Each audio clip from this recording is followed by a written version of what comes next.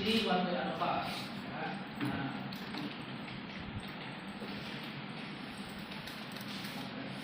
nilainya jadi dependent list, jadi faktor. Stoknya sama,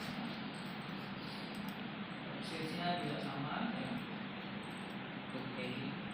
Nah, sudah klik oke. Wow. Oke, jadi makin ya, jadi misalnya dari manakah yang menghasilkan Ini soalnya. Jadi tabel deskriptifnya dulu ya.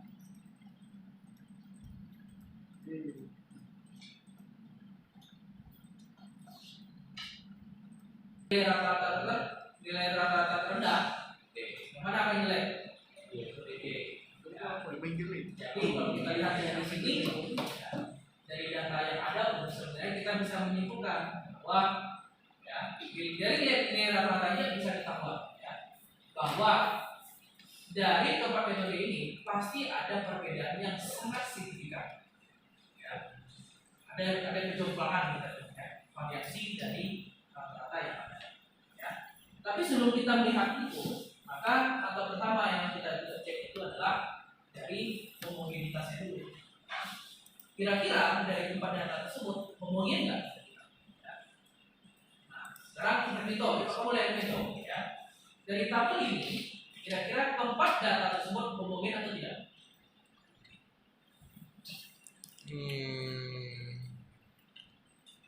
Homogen, Pak. Kenapa homogen? Di atas 0,05 Mana ya yang data homogen? signifikannya. Ya, signifikannya di atas 0,0. Ya. Nah, jadi kedepannya kalau misalkan nanti muncul soal seperti ini, jelaskan dengan lebih detail. Kenapa kok dia homogen? Ya. Kenapa dia berbeda? Ya.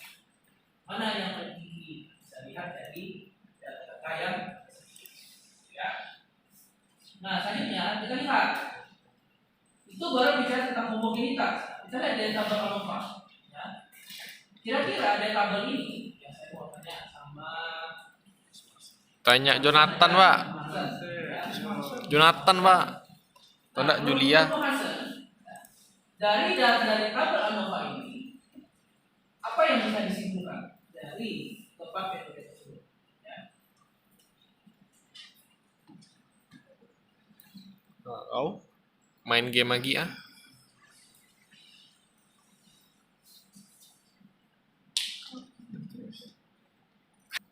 Signifikannya di bawah 0,05, jadi rata-ratanya itu berbeda dan ditolak. Perbandingan antara metode manakah yang memberikan kontribusi signifikansi yang terbesar?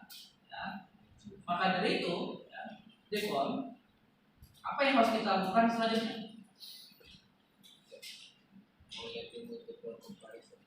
Ya, lihat dari multiple comparisons-nya. Ya. Nah, silakan Anda coba lihat di sini. Ya. Menurut Devon, perbandingan antara metode apakah yang menghasilkan signifikansi yang besar tersebut? Jadi perbandingan antara metode mana dengan metode mana? Kalau yang bikin di bawah 0,05 itu metode A, di antara A dengan metode D, sama metode C di antara metode D. Ya, betul ya. Jawabannya betul ya.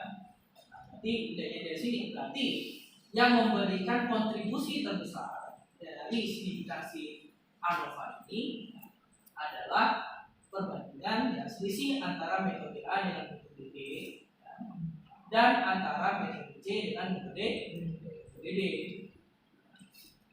Ya dari situ ya. Kalau yang D sama C, Pak? Kalau metode D sama C? Metode D dengan metode C, dia itu kan sama, gini loh. Dia tuh kayak receivernya tuh dua arah.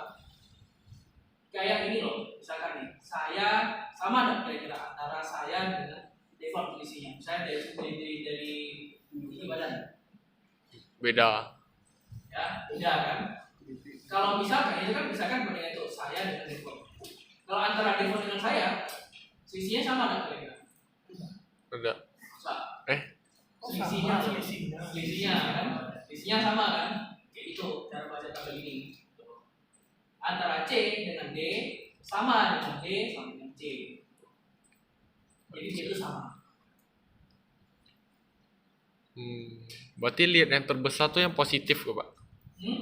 Nengok dari si. Nah, kalau positif itu tuh kayak gini. Nah, istilahnya gini, ada yang positif tuh.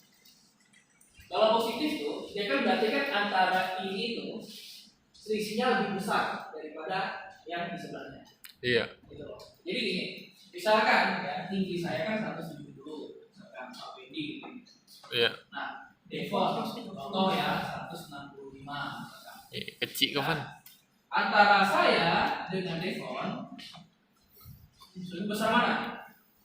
Pak Wendy. Saya kan plus 5 berarti itu kan big difference kan? Nah sekarang antara Devon dengan saya berarti berapa Devon? Di sini bawahnya nih 165. Saya di sini min 5. berarti Begitu. Gitu. Iya. Big difference itu kayak gitu. Berarti B dengan A. Kalau dia minus berarti mana yang lebih besar? Yang A. BA. Sama nggak hasilnya dengan di sini? Coefficientnya. Kita nggak ada sign-nya, tandanya. Iya, sama. Oke gitu. Nah, sebenarnya 567 ini dapat dari mana? Ya. Lihat dari tabel deskripsi tadi. Nah, ini loh. Itu kan? Kalau kalian pakai kalkulator pun, ya, 76,17 dikurang dengan 660 misalkan ya. Hasilnya itu adalah 6,17 juga. Kita cek dulu ya. Nah, betul nggak 6,17 ini? A dengan D kan berarti 16,17 ya. Sama kan? Kan 16,17. Nah, itu dapatnya di situ. Namanya juga mean difference ya. Berarti kan selisih dari rata-rata. Nah kan sini informasi yang kita mempunyai adalah rata-rata kan? Iya. Berarti kan solusinya untuk bisa mendapatkan angka mean difference ini adalah selisih dari I kurang B. J. Ini I J. kurang J. Gitu. I. Kan A kurang G adalah 9,5. Tetapi itulah uniknya statistik. Biarpun secara data kita ya memang selisih ada 9,567, tapi kita nggak bisa menyimpulkan dia ada perbedaan atau signifikan atau tidak. Harus cek dulu dari signifikansinya. Biarpun memang ada perbedaan 9,567 ya, tapi kalau uji signifikansinya itu di bawah 0,05 dan 0,05, dia kesimpulannya tetap tidak ada perbedaan. Nah itu dia, karena tergantung dari apa tingkat kepercayaan kita 90%. Ya. Selanjutnya kita dari sini antara metode A dengan metode D, selisihnya berapa? 16,1167. Signifikansi nggak? Signifikan nggak? 0,15. Kalau dia di bawah 0,05 di sini, berarti baru kita bisa simpulkan bahwa antara metode A dengan metode D ada perbedaan yang sangat signifikan. Itu baru kesimpulan yang bisa kita ambil di situ. Kalau kita pakai multiple comparison, ya. Nah dari tabel-tabel signifikasi ini pun, ya, kita bisa mencari kesimpulan. Ya. Kok ANOVA-nya bisa signifikan ya? Kok variansi bisa signifikan ya? Gitu kan? Perbedaan manakah yang memberikan kontribusi terbesar pada signifikansi ini? Nah, kita bisa menyimpulkannya itu dari tabel multiple comparison ini. Kita lihat mana yang signifikan, ya. Berarti antara metode A dengan metode D, ya, sama antara metode C dengan metode D. Nah itu maksudnya, ya. Kalau kan masih bingung kok dia bisa minus, Pak, di sini ada minus, tapi koefisiennya sama, gitu kan? Karena dari balik lagi, ada dia pengurangan dari metode A kurang D. Maksudnya seperti saya bilang tadi, ya. Sisi saya tinggi saya dengan Devon beda nggak? Jadi beda, ya. Nah, tapi kan kita membandingkannya itu kan dari posisi. Kalau saya cuma dibandingkan dengan Devon, sisinya 5 cm, ya. Berarti kan plus 5 dong, ya berarti plus 5. Ya. Kalau misalkan mulai saya bandingkan dari Devon dulu kepada saya, berarti kan bisa kita simpulkan Devon lebih rendah dari ya tinggi. C dengan D itu tetap satu. Oh iya. Kan? Baru paham. Sama D dengan C kan sama. Baru nggak baru. Gitu. Kayak saya bandingkan Hermito sama William lihat itu sama aja gitu kan. Putar posisinya pun nggak akan berubah, pengaruhnya juga tetap sama pasti. Oke. Nah itu ya. Nah selanjutnya ya supaya lebih valid lagi ya, namanya robust check ya. Homogeneous kita cek lagi homogeneous success ya. Nah kita lihat di sini kita mencoba untuk mencari manakah ya, dari empat sampel tersebut atau 4 data yang kita analisis ya, metode A, B, C atau D, manakah yang memiliki variasi data yang sama. Ini tujuan dari tabel ini. Nah terlihat di sini ya, ternyata dari keempat metode ini kita bisa kelompokkan menjadi 2 kelompok saja gitu ya. Dari mana? Antara metode D dengan B itu variasinya sama dibilang. D dengan B itu variasinya sama. Kenapa? Karena nilai rata-ratanya itu 60 dengan 66 tidak jauh beda misalnya. Ya. Lalu kelompok mana lagi yang bisa kita cari kesamaan variasinya? Nah, di kelompok kedua antara apa? Metode B, metode A dengan metode C. Karena apa? Karena tidak jauh beda. Ya. Kalau kita mau kelompokkan dari keempat data tersebut, manakah yang menghasilkan nilai variasi yang sama? Ya.